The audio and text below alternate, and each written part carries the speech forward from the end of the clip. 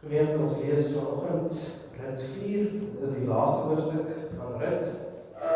Ons begin en ons het vir Sondag deur Rit gegaan, elke Sondag hoofstuk.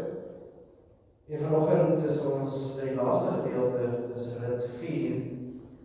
Rit 4 het 22 verse, ons gaan die hele gedeelte saam lees.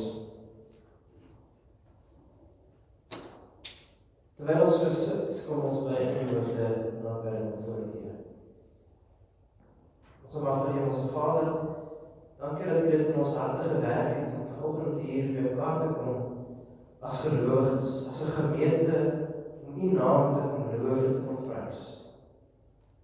O Heilige Gees, ons smeek van U dat U ons hart en ons verstand sal verlig, dat wanneer ons uit U woorde lees, dat ons die woorde ter harte sal neem, dat ons dit in ons harte sal bewaar, dat ons sal uitgaan naar buite, of ons by die skool is, of ons by die plaas is, of ons by die werk agter 'n lesenaar is, Here, waar ons onsself ook al mag bevind, dat ons hierdie verhaal, die beginsels wat ons hier uitput, en uiteindelik Christus wat ons in hierdie gedeelte kry, sal gaan verkondig.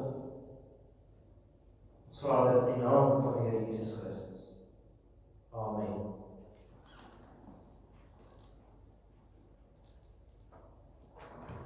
Met ons lees Rit 4, ons begin by vers 1 en ons maak hele hoofstuk klaar tot en met vers 22. As jy 'n Bybel by jy het, is jy welkom om saam te lees. En Boas het opgegaan na die poort en daar gaan sit. En toe die losser juis daar verbygaan van wie Boas gespreek het, sê hy, vriend, kom nader en sit hier. En hy het nader gekom en gaan sit. Daarop neem hy 10 man en die oudstes van die stad en sê, sit hier, en hulle het gaan sit. En hy sê vir die losser, die stuk grond van ons broer Elimelech wil Naomi, wat uit die veld van Moab teruggekom het, verkoop. Nou het ek gedink, ek sal jou dit meedeel en sê, koop dit voor die wat hier sit, en voor die oudstes van my volk. As jy wil los dan, maar as jy nie wil los nie, gee my te ken, dat ek dit kan weet, want daar is niemand om te los, behalwe jy, en ek na jou. En hy antwoord, ek sal los. Daarom sê Boas, die dag as jy die grond in die hand van Naomi koop, dan verwerf jy tegelyk Rit, die Moabitiese, die vrou van die Jode, om die naam van die Jode in stand te hou oor sy erfdeel. En die losser sê, ek kan dit nie vir my los nie, anders bederf ek my erfdeel. Neem jy my lossingsreg oor, want ek kan nie los nie. En dit was vroeër in Israel die gebruik by lossing en by ruil om enige saak van krag te maak. Die een trek sy skoen uit en gee dit aan die ander. Dit was dan die bekragtiging in Israel. Daarom het die losser vir Boas gesê, koop dit vir jou. En hy het sy skoen uitgetrek. Toe sê Boas, al die oudstes en al die mense, julle is vandag getuies dat ek alles wat Elimelech en alles wat aan Giljon en Mahlon behoort het, uit die hand van Naomi koop. En ook Rit, die Moabitiese, die vrou van Mahlon, verwerf ek vir my as vrou, om die naam van die Jode oor sy erfdeel in stand te hou, sodat die naam van die Jode onder sy broers en uit die poort van sy woonplek nie uitgelief word. Julle is vandag getuies. Toe sê al die mense wat die poort was en die oudstes, ons is getuies. Mag die Here die vrou wat in jou huis inkom, maak soos Rachel en soos Lea, wat saam die huis van Israel gebou, en verwerf mag in Efraim, en maak 'n naam in Bethel. En mag jou huis word soos die huis van Peres, wat Tamar vir Juda gebaar het, uit die nageslag wat die Here jou uit die jongvrou sal gee. So het Boas Rit dan geneem, en sy het sy vrou geword. En hy het by haar ingegaan, en die Here het vir haar swangerskap gegee. En sy het 'n seun gebaar. Toe sê die vroue vir Naomi, geloof sy die Here, wat aan jou vandag 'n losser nie laat ontbreek nie. En mag sy naam in Israel geroem word. Hy sal vir jou een wees wat jou siel verkoop, en jou grysheid versorg, want jou skoondogter wat jy lief het hom gebaar. Sy wat vir jou meer werd is as 7 seuns. En Naomi het die kind geneem en op haar skoot gesit en sy het sy pleegmoeder geword. En die buurvroue het hom 'n naam gegee en gesê, vir Naomi is 'n seun gebore, en hulle het hom genoem Obed. Hy was die vader van Isai, die vader van Dawid. En dit is die stamboom van Peres. Peres was die vader van Hesron, en Hesron die vader van Ram, en Ram van Aminadab, en Aminadab van Nachson, en Nachson van Salmon, en Salmon van Boas, en Boas van Obed, en Obed van Isai, en Isai van Dawid. Tot sover ons skrifgedeelte vanoggend, dit is Rut hoofstuk 4.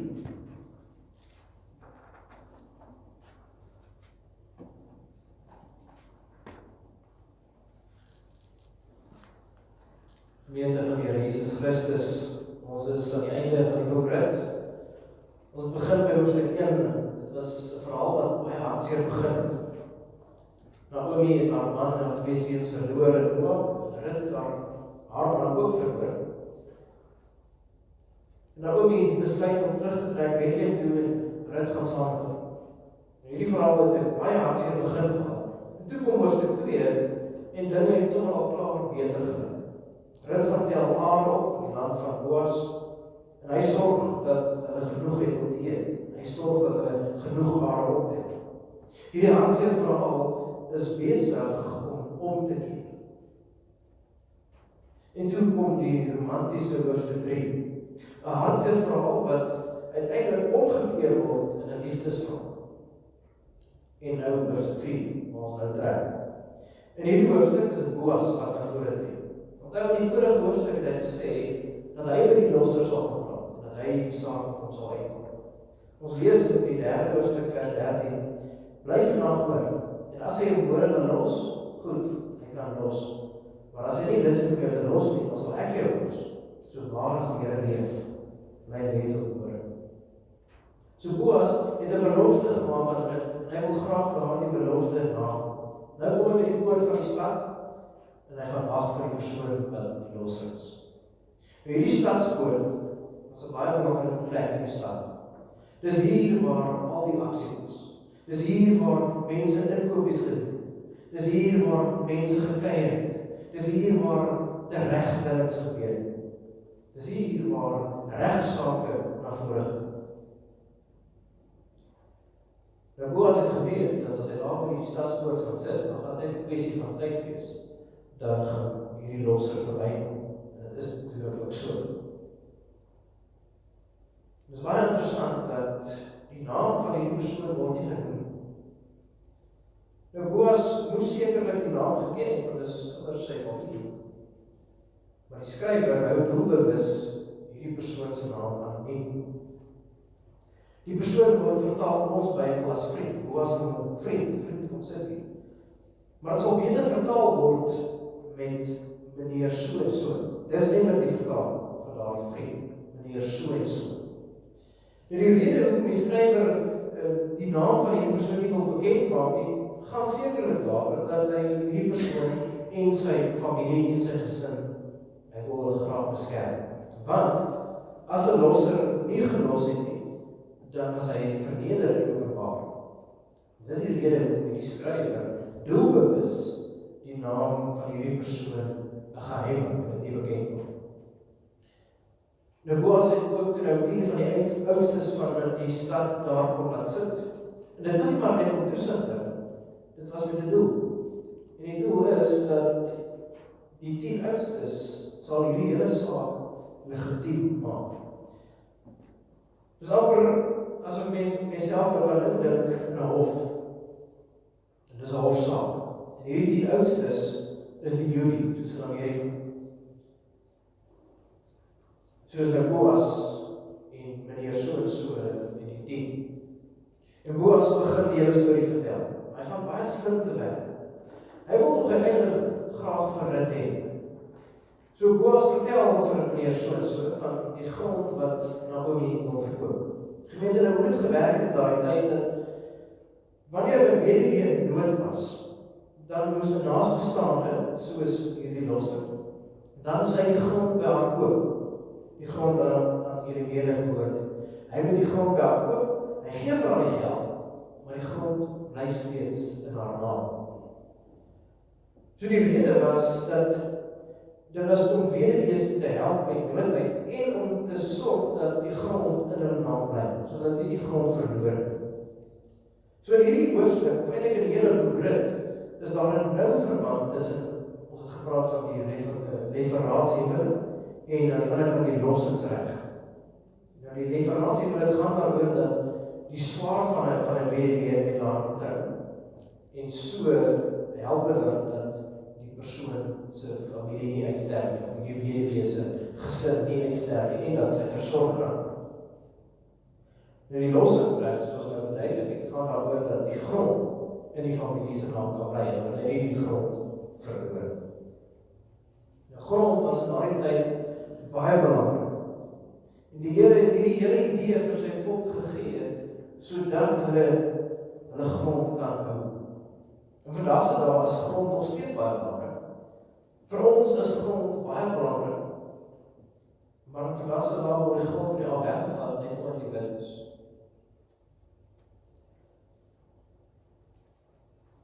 Na Boas vertel van Naomi wat die grond wil verkoop, is hierdie losser sommer baie opgewonde.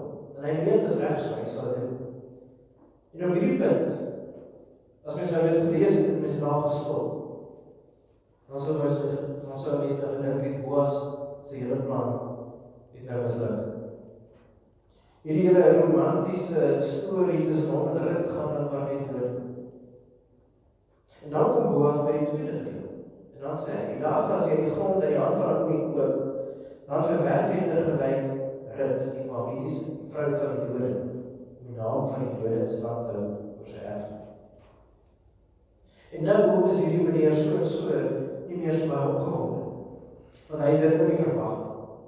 Hy sê dan, ek kan dit nie vir my los nie, anders bederf ek my erfenis. Neem jy my lossingsreg oor, want ek kan nie los nie. Nou as hy daai grond gekoop het, dan is in elk geval nie aan hom behoort nie. Dit kan Rut behoort. Maar hy moet met Rut trou, en hy kan nie van Naomi ook by om vir te sorg. En hy sê nie kans vir hierdie pakket is net 'n bietjie te veel vir hom. As het gegaan het net oor die grond, dan was dit nog reg. By vers 7 verduidelik die skrywer hoe die teken van hierdie kontrak gewerk het. Daar's by twee partye, en hulle het nou 'n kontrak teken. Nou die party wat besluit het om afstand te doen, hy trek sy skoen uit, en hy gee dit vir die party wat nou verantwoordelikheid aanvaar. En dan het hy weggeloop. En dit is presies wat meneer so doen. In vers 9 en vers 10 begin Boas en hy gee 'n toespraak vir die mense wat daar teenwoordig is. En ons moet nou onthou, dis nou Boas, dis die 10 oudstes, en dis meneer so, en intussen het daar mense aangekom wat nou hierdie saak sien, en hulle is geskierig, en hulle kom nader, en hulle wil graag sien wat hier in die gang is. En dan sê hy in vers 9 en vers 10, julle is vandag getuies, dat ek alles wat aan Elimelech en alles wat aan Giljon en Mahlon behoort het, uit die hand van Naomi koop, en ook Rut, die Moabitiese, die vrou van Mahlon, verwerf ek as vrou, om die naam van die Jode oor sy erfdeel in stand te hou, sodat die naam van die Jode onder sy broers en in die poort van die woonplek, van sy woonplek nie uitgeroei word. Julle is vandag getuies. En dan vir die mense daar teenwoordig, en hulle bid vir Boas en vir Rut die Here se seën toe. En hulle wens vir hulle groot nageslag. Hulle praat van Rachel en van Lea en van hoe hulle gehelp het om die volk op te bou. Hulle wens vir hulle die Here se seën. En dan is daar vers 13. En as jy daardie vers lees, dan kan 'n mens weer asemhaal. Want die spanning het so opgebou, 'n mens nie geweet of Boas uiteindelik vir Rut gaan kry nie. 'n Mens nie geweet wat gaan van hierdie storie word nie. Maar God het sake so gereël dat hierdie vers uiteindelik geskryf word.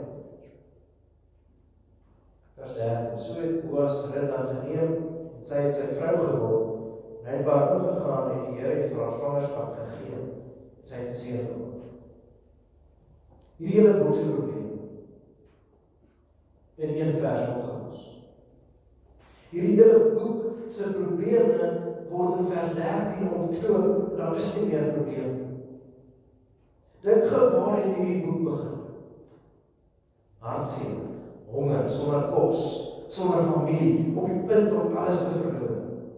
En nou is daar kos, daar's 'n gesin, daar's 'n nuwe lid in hierdie gesin. Die grond is weer in hulle naam. Hierdie gesin is versorg. Naomi is beslis nie meer bitter. Sy kan haarself nie meer Mara noem nie, want Naomi is weer Naomi, en dit beteken aangenaam. Sy is nie meer bitter. Gemeente, die Here sorg. Die Here het vir hierdie mense gesorg. En hierdie selfde God is besig om vir jou te sorg. Dinge kan op tyd sleg wees, maar 'n kind van die Here kan seker wees dat sy storie altyd, maar altyd 'n goeie einde sal hê. 'n kind van die Here kan seker wees dat sy storie altyd 'n goeie einde sal hê. Vers 14 en vers 16 is 'n gedeelte waar Naomi se vriendinne haar lof sing. Onthou in die eerste hoofstuk, net toe hulle van Moab af terugkom, toe is daar die meeste vriendinne wat vir Naomi raak sien. En hulle herken haar, maar hulle is onseker, want hulle sien is 'n vrou wat stikkend is, wat hartseer is. Naomi sê self in die 21ste vers van die eerste hoofstuk, vol het ek weggetrek, maar leeg het die Here my laat terug. Waarom sou julle my Naomi noem, terwyl die Here teen my getuig het, en die Almagtige my kwaad gemaak het? Sy praat van vol het sy weggetrek, en leeg het sy terug. Nou sit sy daar, en sy het 'n klein kind op haar skoot. Sy is nie meer, haar hande is nie meer leeg. Die Here het haar weer vol gemaak. Die Here het hierdie hartseer tyd gevat en het verander in 'n geseënde. En dit gebeur vandag met ons. Baie keer kan 'n mens terugdink oor jou lewe, en dan kan jy aan 'n tyd dink wat vir jou hartseer is, wat vir jou moeilik was. En dan dink jy, maar die Here het my herstel. Slegte tye is deel van ons lewens. Maar slegte tye is die begin van 'n goeie einde. Want 'n kind van die Here kan seker wees dat hy 'n goeie einde gaan hê. Vers 17 lees soos volg. En die buurvrou het hom 'n naam gegee en gesê, vir Naomi is 'n seun gebore, en hulle het hom Obed genoem. En hy was die vader van Isai, die vader van Dawid. Hierdie is koning Dawid, die groot koning Dawid, die man na God se hart. Koning Dawid se agterouma, se agtergrootouma is Rut, die Moabitiese. Gemeente, God het hierdie mense se omstandigheid gebruik en het verander in iets groot. Rut se agterkleinkind, Dawid, sou die tempel begin bou.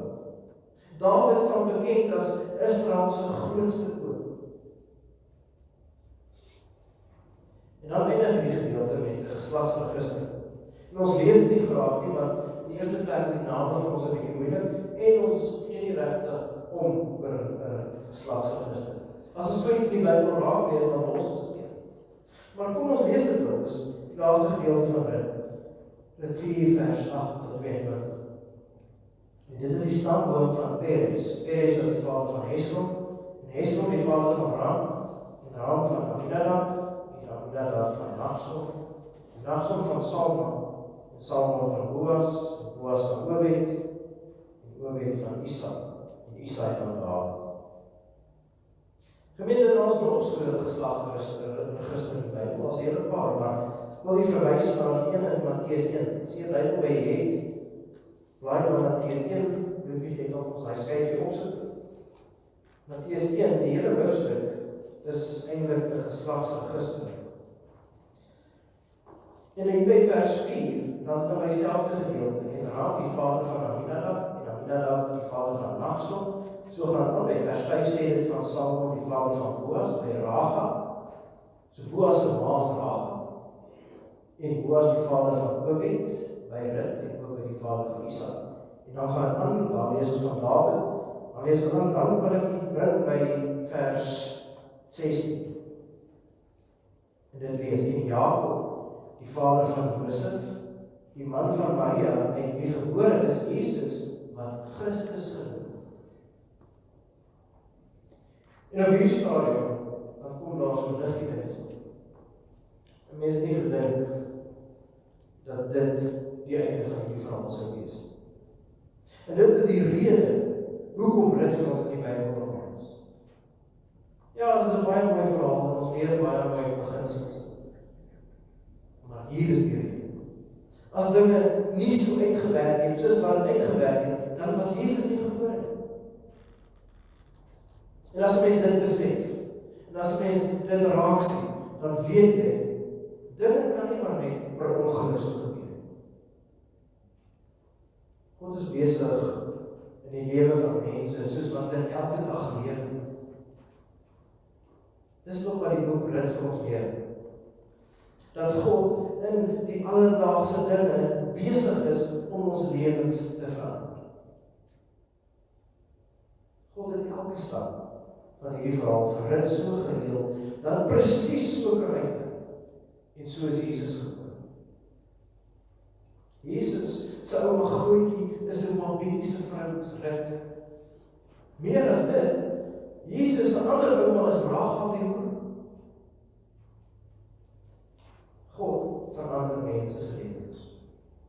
En hy gebruik normale mense, sondaar mense, mense soos ek en jy, gebruik die Here om sy wil te bereik, om sy wil te doen. Wie sou kon dink dat 'n hartseer verhaal van mense wat in nood is, so sou. Hulle het 'n losser gekry in die persoon van Boas. Ek en jy, liewe broer en suster, het 'n verlosser gekry uit die nageslag van dit. Net soos Boas, kom versorg hy ons. En onder sy vlerk kom skei ons en hy voldoen aan al ons behoeftes. Dis hoekom ek so seker kan wees, dat 'n kind van die Here altyd, maar altyd 'n gelukkige einde sal. Ja, ons gaan swaar tye beleef. Ons is immers sondaar mense op 'n sondige aarde. Maar as ons aan ons verlossing wil dink, dan gaan ons eintlik gelukkig wees. Want ons gaan aan sy sy wees. Ons gaan in die hemel wees by die Vader. En daar is ons ten volle versorg. Daar's nie hartseer, daar's nie honger, daar's nie pyn. Rut, die boek Rut, is 'n bewys dat slegte dinge maar net die begin is van 'n goeie ding. Ek en jy, broer en suster, moet egter volhard. En ons kan volhard, want ons verlosser het namens ons volhard. Omdat hy het, kan ons. En wanneer ons deur slegte tye gaan, wat dit ook al mag wees, dan moet ons net dink aan die slegte tye wat Jesus moes deur hier op aarde. God wat as 'n mens aan toe moes kom. Dis al klaar 'n verlede. Dis al klaar pyn, dis al klaar lyding. En dan moes hy nog aan 'n kruis gesterf. Die pyn en die lyding wat hy daardeur moes gaan. Net sodat ek en jy die helse pyn kan vryspring.